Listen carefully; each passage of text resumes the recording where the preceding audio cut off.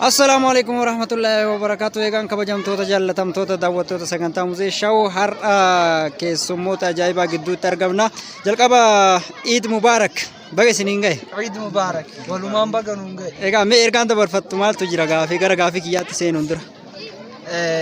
Ergaan dabarfadhu ummanni Islaamaa wayita wal gahu akkuma waliin argu jirru kanatti bareeda.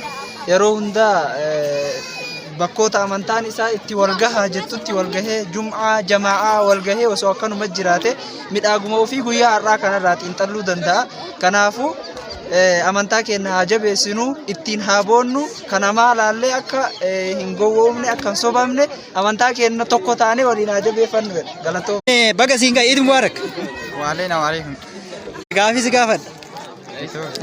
Lukkuun takka buuphaa daangaa biyya Somaaliitii fi Itoophiyaa gidduutti buuste. Buuphaan sun ta'ee nu taate jettee yaadda? Lukkuun eessa isin awwal? Lukkuun takka bararteetumaan achumatti argamte buuphaa buuste. Biyya Somaaliitii fi biyya Itoophiyaa gidduutti buuste. Isin yookaan Somaalee yookaan Itoophiyaati miti? Lukkuun sun ta'ee nuti jettee yaadda akka keetu. Buuphaan sun moo?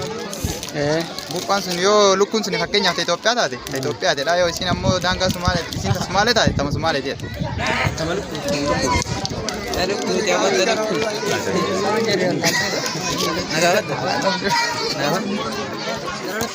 Eid Mubarak. Allah barik fiik. Okay. Mee atoo maal jetta gaafii kana lukkuun takka egaa kabajamtoota jaallatamtoota daawwattoota sagantaa Muzee Shawuu egaa ayyaana iidaa kana wal qabsiisneeti gaafii takkatti qofa gaafadhe qeerroo keenya jechuudha.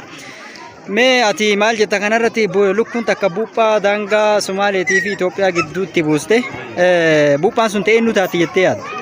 Buuste buuphaan sun ta'ee nu taate jettee yaadda?